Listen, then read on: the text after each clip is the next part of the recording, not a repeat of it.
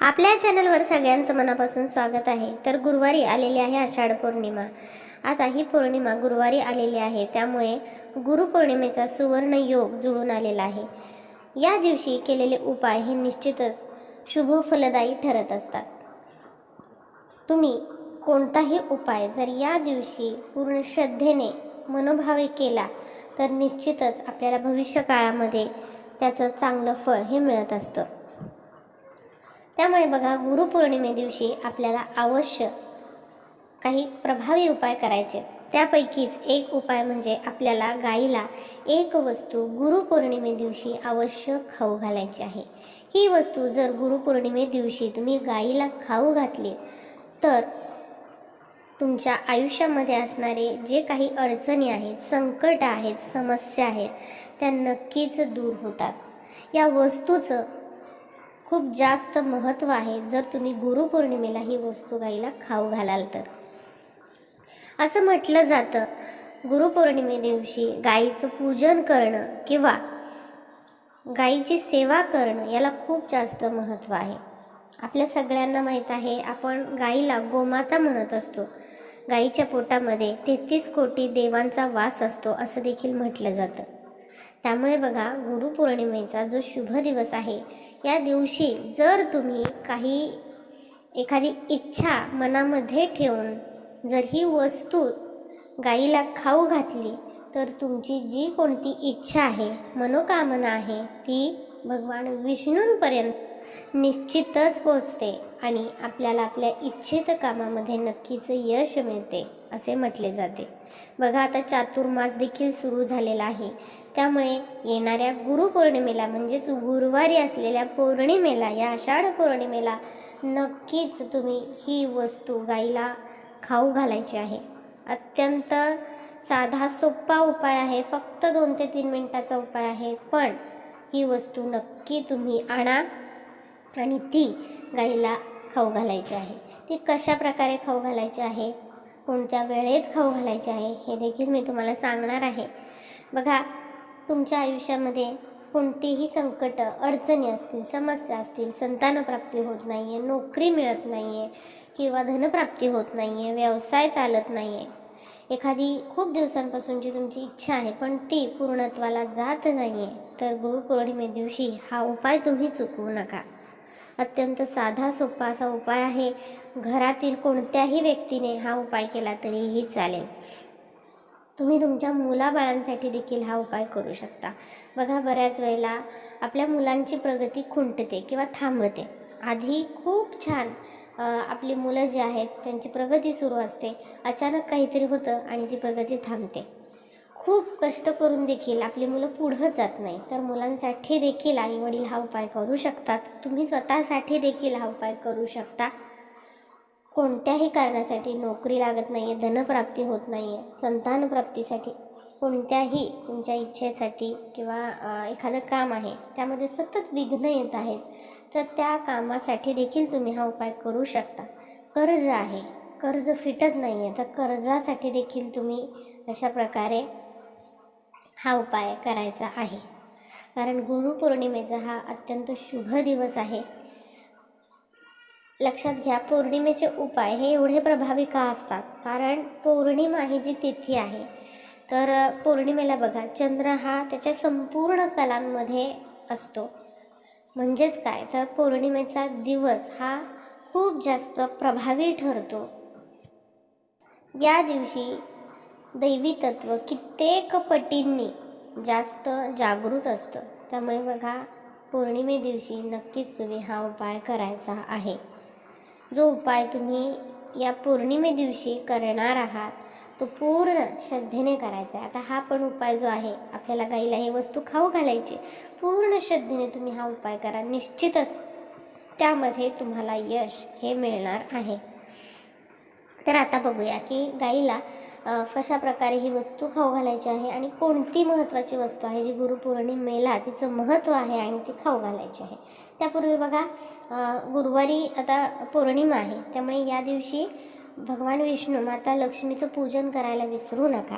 तुमच्याकडे जर सत्यनारायण देवांचा फोटो असेल तर अवश्य तुम्ही तुमच्या देवघरामध्ये एक छोटासा पाट ठेवून तिथे सत्यनारायणांची पूजा करा. म्हणजेच काय तर फोटो स्वच्छ करून घ्यायचा, फोटोला चंदन अष्टगंध लावून घ्यायचा, तुळशीपत्र अर्पण करायची, त्याचबरोबर आरती जी असते तर ती म्हणून घ्यायची, किंवा बाळकृष्णाची मूर्ती असते, बाळकृष्णाच्या मूर्तीला तुळशीपत्र अर्पण करा. या दिवशी विष्णूंची सेवा चुकवू नका. व्यंकटेश स्तोत्राचं पठण करा, विष्णू सहस्त्रनामावलीचं पठण करा, किंवा ते तुम्ही ऐका. घरातलं वातावरण जे आहे ते मंगलमयी ठेवायचं आहे, प्रसन्न ठेवायचं आहे. तुळशीसमोर सकाळ संध्याकाळ तुपाचा दिवा लावायला विसरू नका. तर या काही गोष्टी आपल्याला करायच्या आहेत. या दिवशी तुम्ही माता लक्ष्मीचं देखील पूजन करायचं आहे. भगवान विष्णू माता लक्ष्मीसाठी ही तिथी अत्यंत खास असते, त्यांनाच ती समर्पित असते. त्यामुळे बघा, या दिवशी तुम्ही विष्णूंची लक्ष्मीची सेवा करायला चुकवू नका. तर या काही गोष्टी आहेत त्या आपल्याला करायच्या आहेत. आता बघूया की कशा प्रकारे ही वस्तू आपल्याला गाईला खाऊ घालायची आहे.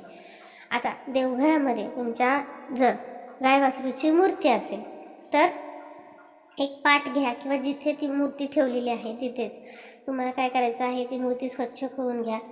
गाय वासरूच्या मूर्तीला हळद कुंकू वाहून घ्या, एखादं फूल अर्पण करून घ्या. गाय वासरूची जी रांगोळी असते, रांगोळीचा छापा असतो, त्याने तुम्ही रांगोळी काढून घ्या. गोपद्माची रांगोळी असेल 33 गोपद्माची तर ती काढून घ्या, नसेल तर हाताने तुम्ही गोपद्म काढू शकता. अशा प्रकारे तिथे छोटीशी गाय वासराची आणि गोपद्माची रांगोळी काढून घ्या. गाईच्या तुपाचा दिवा तुम्ही लावून घ्यायचा आहे तिथे.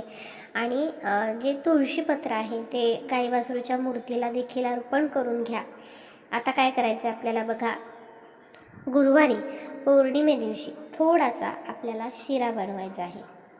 अगदी तुम्ही वाटीवर थोडासा बनवला तरीही चालेल, पण या पौर्णिमे दिवशी शिरा बनवायला विसरू नका.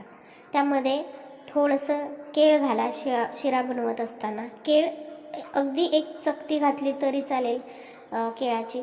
आणि त्याचबरोबर आपल्याला तुळशीपत्र जे आहे त्या शिऱ्यावर ठेवायचा आहे. म्हणजे जो शिरा तुम्ही केलेला आहे तर तो नैवेद्य दाखवताना तुम्हाला काय करायचं आहे, त्यावरती तुळशीपत्र आवर्जून ठेवायचं आहे. हा नैवेद्य तुम्हाला देवघरामध्ये विष्णूंना म्हणजेच बाळकृष्णाच्या समोर ठेवायचा आहे. सत्यनारायणाचा फोटो असेल तर तिथे तुम्ही ठेवू शकता. म्हणजे सगळ्या देवांना तुम्हाला हा नैवेद्य असा दाखवायचा आहे. गाय वासरूच्या मूर्तीजवळ असा हा नैवेद्य तुम्हाला ठेवायचा आहे, जिथे आपण पूजन केलेलं आहे तिथे. आता तुम्हाला काय करायचं आहे, औदुंबराचं फळ घ्यायचं आहे. औदुंबराचं फळ आणल्यानंतर तुम्ही ते स्वच्छ धुवून घ्या. आता तुम्ही कितीही फळं आणू शकता, तुम्ही 4 आणा 5 आणा फळं. ही सगळी फळं जी आहेत ते तिथे तुम्हाला समोर ठेवायची आहे. तुमच्या देवघरामध्ये जिथे गाय वासरूची मूर्ती आहे, पूजन केलेलं आहे, तिथे ठेवायची आहे. त्यातलं एक फळ तुम्हाला घ्यायचं आहे औदुंबराचं, आणि उजव्या हातामध्ये धरायचं आहे. तुमच्या मनातली इच्छा जी आहे ती तुम्हाला 3 वेळा बोलून दाखवायची आहे. आता समजा तुम्हाला धनप्राप्ती होत नाही आहे तर धनप्राप्ती धनप्राप्ती धनप्राप्ती अशी तुम्ही 3 वेळा म्हणून दाखवायची आहे इच्छा. आणि 11 वेळा ओम नमो भगवते वासुदेवाय नमः या मंत्राचा जप करायचा आहे. आणि ते जे फळ आहे औदुंबराचं ते तुम्हाला तिथे गाय वासरूच्या समोर ठेवायचं आहे. आणि जी बाकीची फळं जी आणलेली आहेत ती देखील तुम्ही नैवेद्य म्हणून तिथे जवळ ठेवली तरी चालेल. काही वेळ तुम्हाला ते फळ जे आहे आणि जो शिरा आहे ते तिथेच ठेवायचं आहे गाय वासरूच्या मूर्तीसमोर. थोड्या वेळाने तुम्ही इतर फळं जी आहेत बाकीची आणलेली ती घरातील सदस्यांना खायला देऊ शकता. औदुंबराचं फळ हे नक्कीच तिथे नैवेद्य दाखवल्यानंतर प्रसाद म्हणून सगळ्यांनी गुरुपौर्णिमे दिवशी खायचं आहे, हे लक्षात घ्या. आणि त्यानंतर तुम्हाला काय करायचं आहे, ते औदुंबराचं फळ त्याचबरोबर जो बनवलेला शिरा आहे तर ते घ्यायचं आहे आणि हे तुम्हाला गाईला खाऊ घालायचं आहे. तुळशीपत्र पण त्यामध्ये पाहिजे, त्या शिऱ्यावरचं जे तुळशीपत्र आहे ते पण घ्यायचं आहे. आणि अशा प्रकारे औदुंबराचं फळ घ्यायचं आहे ज्यावर आपण इच्छा बोलून दाखवलेली आहे, आणि हे तुम्हाला गाईला खाऊ घालायचं आहे. तुम्ही अजून फळं देखील गाईला खाऊ घालू शकता, एकच फळ खाऊ घालावं असं काही नाही. जे इच्छा आपण धरून जे फळ तिथे ठेवलेलं आहे ते तर खाऊ घालायचंच आहे, पण तुम्ही अजून देखील फळं जी आहेत औदुंबराची ती खाऊ घालू शकता. तर अशा प्रकारे आपल्याला पौर्णिमे दिवशी जो शिरा आहे तुळशीपत्र ठेवलेला तो आणि त्याचबरोबर औदुंबराचं फळ अवश्य खाऊ घालायचं आहे. या व्यतिरिक्त तुम्ही भिजवलेली चणा डाळ आणि गूळ हे देखील या वस्तूंमध्ये मिक्स करून ते गाईला खाऊ घालू शकता. बघा, जेव्हा तुम्ही गुरुपौर्णिमे दिवशी अशा प्रकारे औदुंबराचं फळ जे आहे ते गाईला खाऊ घालता, त्याचबरोबर ही भिजवलेली चणा डाळ आणि जो शिरा आहे आपण नैवेद्यासाठी बनवलेला, तो जेव्हा आपण गुरुपौर्णिमे दिवशी गाईला खाऊ घालतो, तेव्हा आपली जी कोणती मनोकामना आहे जी आपली पूर्ण होत नाही आहे, तर ती इच्छा आपली भगवान विष्णूंपर्यंत पोहोचते आणि नक्कीच याची शुभ फलप्राप्ती आपल्याला काही दिवसांमध्ये मिळते. त्यामुळे नक्की न विसरता ही वस्तू तुम्ही गाईला खाऊ घाला. औदुंबराचं फळ अशा प्रकारे खाऊ घालायचं आहे आणि हे सगळं गाईला खाऊ घालत असताना ओम नमो भगवते वासुदेवाय नमः या मंत्राचा जप करायला विसरू नका. आणि येताना गाईच्या पायाखाली असलेली जी माती आहे ती नक्कीच तुम्ही मस्तकाला लावायची. आणि मुलांसाठी जर तुम्ही हा उपाय करत असाल तर तुम्ही स्वतः हा उपाय करा आणि इच्छा बोलून दाखवताना माझ्या मुलासाठी हा उपाय करते असं तुम्ही बोलून दाखवा. आणि ती जी माती आहे गाईच्या पायाखालची ती घरातील सगळ्या सदस्यांना तुम्ही लावू शकता. तर नक्कीच हा तुम्ही उपाय करायचा आहे. ओम नमो भगवते वासुदेवाय नमः या मंत्राचा जप करायला विसरू नका. गुरुवारी आषाढ पौर्णिमा आहे त्या दिवशी हा उपाय करा. व्हिडिओला जास्तीत जास्त शेअर करा म्हणजे सर्वांना हा उपाय गुरुपौर्णिमे दिवशी नक्कीच करता येईल.